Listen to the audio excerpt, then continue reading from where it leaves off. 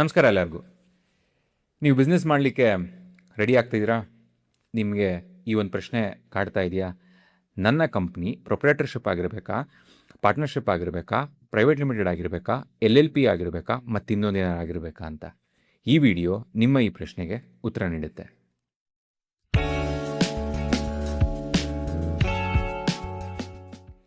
Company ಶುರು ಮಾಡಬೇಕಾದ್ರೆ ನಾವೇನಾದರೂ ಒಂದು ಸಣ್ಣ ತಪ್ಪು ಮಾಡಿದ್ರೆ ಮುಂದೆ ಹೋಗಿ ಟ್ಯಾಕ್ಸ್ ಇಶ್ಯೂ, ಕಂಪ್ಲೇಂಟ್ಸ್ ಇಶ್ಯೂ ಹಾಗೂ ಫಂಡಿಂಗ್ ಬ್ಲಾಕ್ ಆಗೋ ಇಶ್ಯೂಗೂ ಸಿಗಾಕೊಳ್ಳೋ ಚಾನ್ಸಸ್ ಜಾಸ್ತಿ ಆಗುತ್ತೆ. ಸೊ ಈ ಒಂದು ಕಂಪ್ನಿ ಸ್ಟ್ರಕ್ಚರ್ನ ಕರೆಕ್ಟಾಗಿ ಸೆಲೆಕ್ಟ್ ಮಾಡೋದು ಭಾಳ ಇಂಪಾರ್ಟೆಂಟ್ ಆಗುತ್ತೆ. ಈ ವಿಡಿಯೋದಲ್ಲಿ ಇಂಡಿಯಾದಲ್ಲಿರೋ ಎಲ್ಲ ರೀತಿ ಬಿಸ್ನೆಸ್ ಎಂಟಿಟಿನ ನಾನು ನಿಮ್ಮ ಮುಂದೆ ತಂದಿಡ್ತೀನಿ. ಇದನ್ನು ತಿಳ್ಕೊತ ನೀವು ನಿಮ್ಮ ಬಿಸ್ನೆಸ್ಗೆ ಯಾವ ಎಂಟಿಟಿ ಸೂಟ್ ಆಗುತ್ತೆ ಅಂತ ಡಿಸೈಡ್ ಮಾಡಿ ಮುಂದೋಗೋಕ್ಕೆ ಈಸಿ ಆಗುತ್ತೆ. ಇಂಡಿಯಾದಲ್ಲಿ ಬಿಸ್ನೆಸ್ ಫಾರ್ಮ್ಯಾಟ್ಸ್ 3 ಕ್ಯಾಟಗರಿಗಳಿಗೆ ಡಿವೈಡ್ ಆಗುತ್ತೆ. ಮೊದಲನೇದಾಗಿ ಅನ್ಇನ್ಕಾರ್ಪೊರೇಟೆಡ್, ಎರಡನೇದಾಗಿ ಇನ್ಕಾರ್ಪೊರೇಟೆಡ್, ಮೂರನೇದಾಗಿ ಸ್ಪೆಷಲ್ ಪರ್ಪಸ್ ಎಂಟಿಟೀಸ್. ಈ 3 ಫಾರ್ಮ್ಯಾಟಲ್ಲಿ ಒಂದು ಫಾರ್ಮ್ಯಾಟ್ನ ನಮ್ಮ ಬಿಸ್ನೆಸ್ಗೆ ಸೆಲೆಕ್ಟ್ ಮಾಡಬೇಕು ಅಂತಂದರೆ 4 ಫ್ಯಾಕ್ಟರ್ನ ನಾವು ಅನಲೈಸ್ ಮಾಡಬೇಕಾಗತ್ತೆ. ಮೊದಲನೇದು, ನಮಗೆ ಲಯಬಿಲಿಟಿ ಪ್ರೊಟೆಕ್ಷನ್ ಬೇಕಾ? ಎರಡನೇದು, ನಮ್ಮ ಕಂಪ್ನೀಲಿ ಎಷ್ಟು ಜನ ಫೌಂಡರ್ಸ್ ಇದ್ದಾರೆ? ಮೂರನೇದು, ನಮ್ಮ ಕಂಪ್ನಿಗೆ ಮುಂದೆ ಹೋಗಿ ಫಂಡ್ ರೈಸ್ ಮಾಡ್ತೀವ? ನಾಲ್ಕನೇದು, ನಮ್ಮ ಕಂಪ್ನಿಗೆ ಕಂಪ್ಲೇಂಟ್ಸ್ ಹ್ಯಾಂಡಲ್ ಮಾಡೋ ಕೇಪಬಿಲಿಟೀಸ್ ಎಷ್ಟಿದೆ? ಈ 4 ಫ್ಯಾಕ್ಟರ್ನ ನಾವು ಅನಲೈಸ್ ಮಾಡಿ ಈ 3 ಕ್ಯಾಟಗರಿಗಳಲ್ಲಿ ಒಂದು ಕ್ಯಾಟಗರಿನ ನಾವು ಸೆಲೆಕ್ಟ್ ಮಾಡ್ಬೋದು. ಬನ್ನಿ ಡೀಟೇಲ್ ಆಗಿ ಈ 3 ಕ್ಯಾಟಗರಿಗಳ ಬಗ್ಗೆ ತಿಳ್ಕೊಳ್ಳೋಣ. ಅನ್ಇನ್ಕಾರ್ಪೊರೇಟೆಡ್ ಕ್ಯಾಟಗರಿ ಬಗ್ಗೆ. ಈ ಕ್ಯಾಟಗರಿಲಿ 2 ಥರ ಬಿಸ್ನೆಸ್ ಫಾರ್ಮ್ಯಾಟ್ಗಳಿದೆ. ಮೊದಲನೇದಾಗಿ ನಿಮಗೆ ಸಿಗುವಂಥ ಫಾರ್ಮ್ಯಾಟ್ ಯಾವುದಪ್ಪ ಅಂತಂದರೆ ಪ್ರೊಪ್ರೈಟರ್ಶಿಪ್ ಫಾರ್ಮ್ಯಾಟು. ಎರಡನೇದಾಗಿ ಪಾರ್ಟ್ನರ್ಶಿಪ್ ಫಾರ್ಮ್ಯಾಟು. ಪ್ರೊಪ್ರೈಟರ್ಶಿಪ್ ಫಾರ್ಮ್ಯಾಟ್ ಬಗ್ಗೆ ಮಾತಾಡಬೇಕು ಅಂತಂದರೆ, ನಾನೊಬ್ಬ ಇಂಡಿವಿಜುವಲ್ಲು, ನಾನು ಒಂದು ಬಿಸ್ನೆಸ್ ಶುರು ಮಾಡಬೇಕು ಅಂತ ಅಂದ್ಕೊಂಡಿದ್ದೀನಿ. ನನಗೆ ಯಾರೂ ಪಾರ್ಟ್ನರ್ಸ್ ಇಲ್ಲ, ನನಗೆ ಯಾರೂ ಫೌಂಡರ್ಸ್ ಇಲ್ಲ. ಸೊ ಇಮ್ಮಿಡಿಯೇಟಾಗಿ ಬಿಸ್ನೆಸ್ ಶುರು ಮಾಡಬೇಕು ನಾನು ಅಂತಂದರೆ ನಾನು ಪ್ರೊಪ್ರೈಟರ್ಶಿಪ್ ಫಾರ್ಮ್ಯಾಟ್ನ ಆಪ್ಟ್ ಮಾಡ್ತೀನಿ. ಸುಲಭವಾಗಿ ಬಿಸ್ನೆಸ್ ಶುರು ಆಗೋಗುತ್ತೆ. ಬಟ್ ಮೇಜರ್ ಡಿಸಡ್ವಾಂಟೇಜ್ ಏನಪ್ಪ ಈ ಬಿಸ್ನೆಸ್ಸಲ್ಲಿ ಅಂತಂದರೆ, ಎಂಟೈರ್ ಬಿಸ್ನೆಸ್ಗೆ ನನ್ನ ಪರ್ಸ್ನಲ್ ಅಸೆಟ್ಸು ಕೂಡ ಜಾಯ್ನ್ ಆಗಿರುತ್ತೆ, ಅಟ್ಯಾಚ್ ಆಗಿರುತ್ತೆ. ಸೊ ಇದೊಂದು ನಾವು ತಲೆಯಲ್ಲಿ ಇಟ್ಕೋಬೇಕಾಗತ್ತೆ. ನಾವು ಯಾವ ರೀತಿ ಬಿಸ್ನೆಸ್ ಮಾಡ್ತಾಯಿದ್ದೀವಿ, ಅದರಲ್ಲಿ ರಿಸ್ಕ್ ಎಷ್ಟಿದೆ, ಲಯಬಿಲಿಟಿ ಎಷ್ಟು ಬರ್ಬೋದು ನಮಗೆ, ಇದನ್ನು ತಲೆಯಲ್ಲಿ ಇಟ್ಕೊಂಡು ನಾವು ಡಿಸೈಡ್ ಮಾಡ್ಬೋದು ನಾವು ಪ್ರೊಪ್ರೈಟರ್ಶಿಪ್ ಮಾಡಬೇಕೋ ಬೇರೆ ಯಾವ್ದಾರು ಬಿಸ್ನೆಸ್ ಆಪ್ಷನ್ ಆಪ್ಟ್ ಮಾಡಬೇಕು ಅಂತ. ಸೊ ಅನ್ಇನ್ಕಾರ್ಪೊರೇಟೆಡ್ ಫಾರ್ಮ್ಯಾಟಲ್ಲಿ ಇನ್ನೊಂದು ಬಿಸ್ನೆಸ್ ಫಾರ್ಮ್ಯಾಟ್ ಯಾವುದಪ್ಪ ಅಂತಂದರೆ ಪಾರ್ಟ್ನರ್ಶಿಪ್ ಫಾರ್ಮ್ಯಾಟು. ಪಾರ್ಟ್ನರ್ಶಿಪ್ ಫಾರ್ಮ್ಯಾಟ್ ಯಾವಾಗ ಆಪ್ಟ್ ಮಾಡ್ತೀವಿ? ಒಬ್ರಿಗಿಂತ ಹೆಚ್ಚು ಪಾರ್ಟ್ನರ್ಸ್ ಇದ್ದಾಗ ಅಥವಾ ಫೌಂಡರ್ಸ್ ಇದ್ದಾಗ. ಇದನ್ನು ಭಾಳ ಈಸಿಯಾಗಿ ಆಪ್ಟ್ ಮಾಡಿಕೊಂಡು ಬಿಸ್ನೆಸ್ ಶುರು ಮಾಡಲಿಕ್ಕೆ ಹೆಲ್ಪ್ ಮಾಡೋವಂಥ ಒಂದು ಬಿಸ್ನೆಸ್ ಫಾರ್ಮ್ಯಾಟ್. ಬಟ್ ಇದರಲ್ಲೂ ಮೇಜರ್ ಡಿಸಡ್ವಾಂಟೇಜ್ ಬಂದು ನಿಮ್ಮ ಪರ್ಸ್ನಲ್ ಅಸೆಟ್ ಬಿಸ್ನೆಸ್ಗೆ ಅಟ್ಯಾಚ್ ಆಗಿಬಿಡುತ್ತೆ. ಇದರಲ್ಲಿ ಪ್ರೊಪ್ರೈಟರ್ಶಿಪ್ಗೂ ಇದಕ್ಕೂ ಏನಪ್ಪ ಡಿಫ್ರೆನ್ಸು ಅಂತಂದರೆ, ಎಷ್ಟು ಜನ ಪಾರ್ಟ್ನರ್ಸ್ ಇರ್ತಾರೋ ಅಷ್ಟು ಜನದ್ದು ಅಸೆಟ್ಟು ಕೂಡ ಈ ಪಾರ್ಟ್ನರ್ಶಿಪ್ ಫರ್ಮ್ಗೆ ಅಟ್ಯಾಚ್ ಆಗಿಬಿಟ್ಟಿರುತ್ತೆ. ಪ್ರೊಪ್ರೈಟರ್ಶಿಪ್ಪಲ್ಲಿ ಒಬ್ಬರು ಇರ್ತಾರೆ, ಒಬ್ರದ್ದು ಪರ್ಸ್ನಲ್ ಅಸೆಟ್ ಮಾತ್ರ ಅಟ್ಯಾಚ್ ಆಗಿರುತ್ತೆ. ಸೊ ಈ 2 ಬಿಸ್ನೆಸ್ ಫಾರ್ಮ್ಯಾಟ್ ಅನ್ಇನ್ಕಾರ್ಪೊರೇಟೆಡ್ ಕ್ಯಾಟಗರಿಗೆ ಸೇರಿರುವಂಥದ್ದು. ಸೊ ಇದು ಸುಲಭವಾಗಿ ನಿಮಗೆ ಅರ್ಥ ಆಗಿದೆ ಅಂತ ಅಂದ್ಕೊಂಡು ಮುಂದಿನ ಕ್ಯಾಟಗರಿಗೆ ಹೋಗೋಣ ಬನ್ನಿ.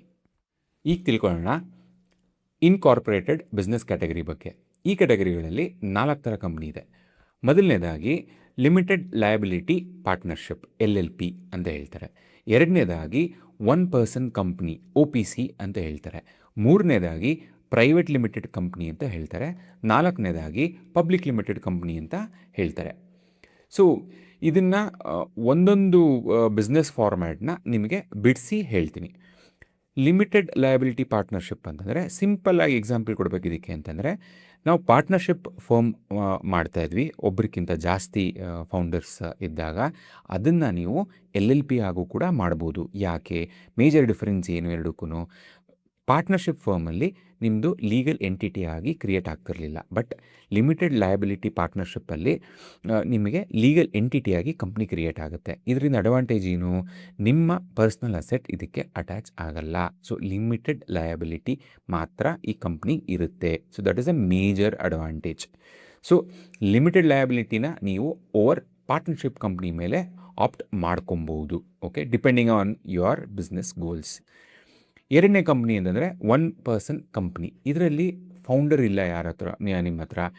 ಸೊ ನೀವು ಪ್ರೊಪ್ರೈಟರ್ಶಿಪ್ ಕಂಪ್ನಿ ಓಪನ್ ಮಾಡೋ ಬದಲು ಈ ಕಂಪ್ನಿನ ಓಪನ್ ಮಾಡ್ಬೋದು. ಯಾಕಪ್ಪ ಅಂತಂದರೆ ಅಗೇನ್ ಮೊದಲೇ ಹೇಳ್ದಂಗೆ ಇದು ಕೂಡ ಒಂದು ಲೀಗಲ್ ಎಂಟಿಟಿ ಥರ ಟ್ರೀಟ್ ಆಗುತ್ತೆ. ಈ ಕಂಪ್ನಿ OPC ಕಂಪ್ನಿ ಲಾಂಚ್ ಮಾಡಿದ್ರೆ ನಿಮಗೆ ಲೀಗಲ್ ಎಂಟಿಟಿ ಥರ ಕ್ರಿಯೇಟ್ ಆಗುತ್ತೆ, ಹಾಗೂ ಲಿಮಿಟೆಡ್ ಲಯಬಿಲಿಟಿ ಇರುತ್ತೆ. ಇದನ್ನು ಮುಂದೆ ಹೋಗಿ ಪ್ರೈವೇಟ್ ಲಿಮಿಟೆಡ್ ಕಂಪ್ನಿಯಾಗೂ ಕನ್ವರ್ಟ್ ಮಾಡೋದಕ್ಕೆ ಭಾಳ ಈಸಿ ಆಗುತ್ತೆ. ಮೂರನೇದಾಗಿ ಪ್ರೈವೇಟ್ ಲಿಮಿಟೆಡ್ ಕಂಪ್ನಿ. ಸಾಮಾನ್ಯವಾಗಿ ಇದನ್ನು ನಾವು ಎಲ್ಲ ಕಡೆ ನೋಡಿರ್ತೀವಿ. ಎಲ್ಲ ಸ್ಟಾರ್ಟಪ್ಗಳೂ ಈ ಒಂದು ಬಿಸ್ನೆಸ್ ಫಾರ್ಮ್ಯಾಟ್ನ ಆಪ್ಟ್ ಮಾಡ್ಕೊತಾರೆ. ಯಾಕೆಂತಂದರೆ ಇದರಲ್ಲಿ ಈಸಿಯಾಗಿ ಸ್ಕೇಲ್ ಮಾಡ್ಬೋದು ನಿಮ್ಮ ಕಂಪ್ನಿನ.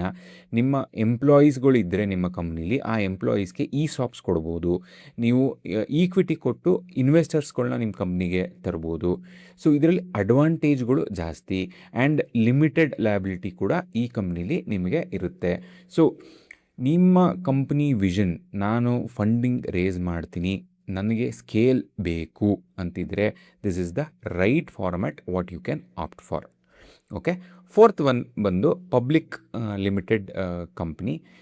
ಸಿಂಪಲ್ ಎಕ್ಸಾಂಪಲ್ ಕೊಡಬೇಕಂದ್ರೆ ರಿಲಯನ್ಸ್ ಆಗಲಿ, ಟಾಟಾ ಆಗಲಿ, ಇವರೆಲ್ಲ ಪಬ್ಲಿಕ್ ಲಿಮಿಟೆಡ್ ಕಂಪ್ನಿ ಆಗ್ತಾರೆ. ಯಾಕೆಂತಂದರೆ ಇವರಿಗೆ ಹೈ ಇನ್ವೆಸ್ಟ್ಮೆಂಟ್ ಬೇಕಾಗಿರುತ್ತೆ ಅವ್ರ ಬಿಸ್ನೆಸ್ಗೆ. ಸೊ ಪಬ್ಲಿಕ್ಕಿಂದ ಇನ್ವೆಸ್ಟ್ಮೆಂಟ್ ರೇಸ್ ಮಾಡ್ತಾರೆ. ಈ ಒಂದು ಲೆವೆಲ್ಗೆ ಹೋಗಬೇಕು ಅಂತಂದರೆ ನೀವು ಸ್ಟೇಜ್ ಬೈ ಸ್ಟೇಜ್ ಗ್ರೋ ಆಗಬೇಕಾಗತ್ತೆ. ಬಟ್ ಈ ಲೆವೆಲ್ವರೆಗೂ ನಿಮ್ಮ ವಿಷನ್ ಇದೆ ಅಂತ ಅಂದರೆ ನೀವು ಪ್ರೈವೇಟ್ ಲಿಮಿಟೆಡ್ ಕಂಪ್ನಿ ಶುರು ಮಾಡಿ, ಅದರ ನಂತರ ನೀವು ಪಬ್ಲಿಕ್ ಲಿಮಿಟೆಡ್ ಕಂಪ್ನಿಗೆ ಕನ್ವರ್ಟ್ ಮಾಡ್ಬೋದು. ಸೊ ಈ ಒಂದು 4 ಬಿಸ್ನೆಸ್ ಫಾರ್ಮ್ಯಾಟ್ ಇನ್ಕಾರ್ಪೊರೇಟೆಡ್ ಬಿಸ್ನೆಸ್ ಕ್ಯಾಟಗರಿಗೆ ಸೇರಿರುತ್ತೆ. ಇದು ಸಿಂಪಲ್ ಆಗಿ ನಿಮಗೆ ಅರ್ಥ ಆಗಿದೆ ಅಂತ ಅಂದ್ಕೊಂಡಿದ್ದೀನಿ. ಬನ್ನಿ ತಿಳ್ಕೊಳ್ಳೋಣ ಸ್ಪೆಷಲ್ ಪರ್ಪಸ್ ಎಂಟಿಟಿ ಕ್ಯಾಟಗರಿಯ ಬಗ್ಗೆ. ಈ ಕ್ಯಾಟಗರಿಲಿ 2 ಥರ ಬಿಸ್ನೆಸ್ ಫಾರ್ಮ್ಯಾಟ್ ಇದೆ. ಮೊದಲನೇದಾಗಿ ಸೆಕ್ಷನ್ 8 ಕಂಪ್ನೀಸ್ ಅಂತ ಹೇಳ್ತಾರೆ. ಎರಡನೇದಾಗಿ ಪ್ರೊಡ್ಯೂಸರ್ ಕಂಪ್ನಿ ಅಂತ ಹೇಳ್ತಾರೆ.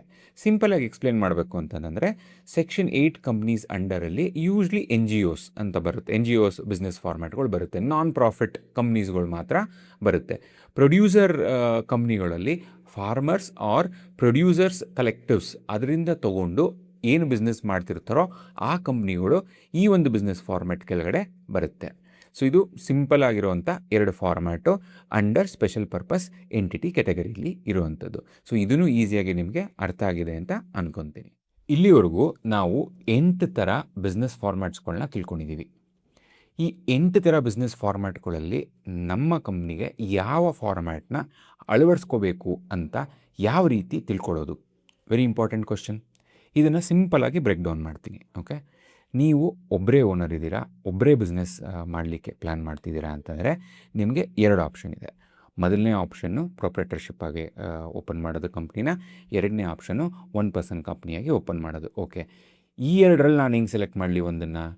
ನಿಮ್ಮ ಬಿಸ್ನೆಸ್ಸು, ನೀವು ಮಾಡ್ತಿರೋ ಅಂಥ ಬಿಸ್ನೆಸ್ಸಲ್ಲಿ ಲಯಬಿಲಿಟಿ ಭಾಳ ಕಮ್ಮಿ ಇದೆ, ರಿಸ್ಕ್ ಭಾಳ ಕಮ್ಮಿ ಇದೆ ಅಂತಂತಂದರೆ ಕಣ್ಮುಚ್ಕೊಂಡು ಪ್ರೊಪ್ರೈಟರ್ಶಿಪ್ ಕಂಪ್ನಿನ ಆಪ್ಟ್ ಮಾಡ್ಕೊಳ್ಳಿ.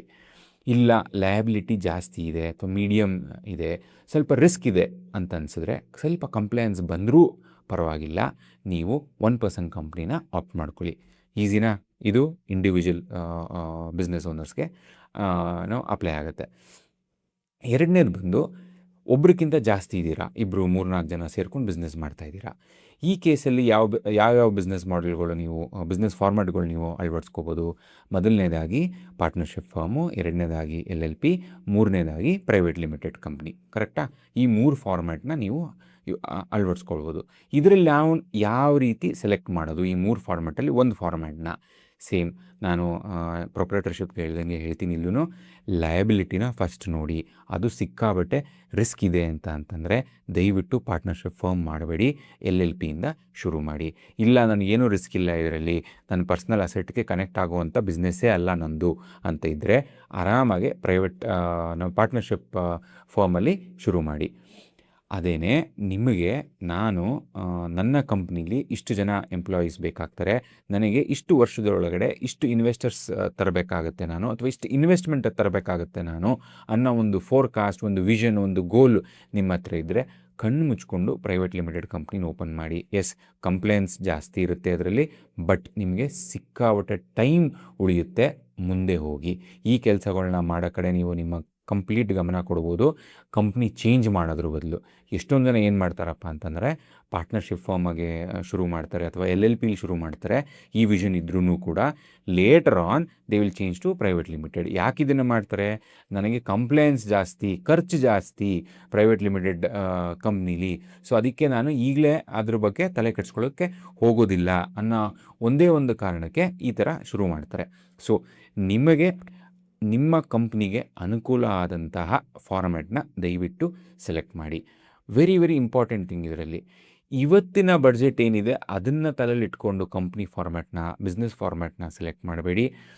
3-4 ವರ್ಷದಲ್ಲಿ ನೀವು ಎಲ್ಲಿರ್ತೀರಾ, ನಿಮ್ಮ ಕಂಪ್ನಿ ಎಲ್ಲಿರುತ್ತೆ ಅನ್ನೋದನ್ನು ತಲೆಯಲ್ಲಿಟ್ಕೊಂಡು ಕಂಪ್ನಿ ಸ್ಟ್ರಕ್ಚರ್ನ ಸೆಲೆಕ್ಟ್ ಮಾಡಿ ಅಂತ ನಾನು ಹೇಳಲಿಕ್ಕೆ ಇಷ್ಟಪಡ್ತೀನಿ. ಈ ವಿಡಿಯೋ ನಿಮಗೆ ಯೂಸ್ಫುಲ್ ಅನಿಸಿದರೆ ಲೈಕ್ ಮಾಡಿ, ನಿಮ್ಮ ಎಂಟರ್ಪ್ರಿನರ್ ಫ್ರೆಂಡ್ಗೆ ಶೇರ್ ಮಾಡಿ. ನೀವು ಯಾವ ಬಿಸ್ನೆಸ್ ಮಾಡೆಲ್ನ ಆಪ್ಟ್ ಮಾಡ್ತೀರಾ ಅಂತ ಕಮೆಂಟ್ ಮೂಲಕ ನನಗೆ ತಿಳಿಸಿ ಅಂತ ಹೇಳ್ತಾ ಈ ವಿಡಿಯೋನ ಮುಗಿಸ್ತಾ ಇದ್ದೀನಿ. Thank you very much.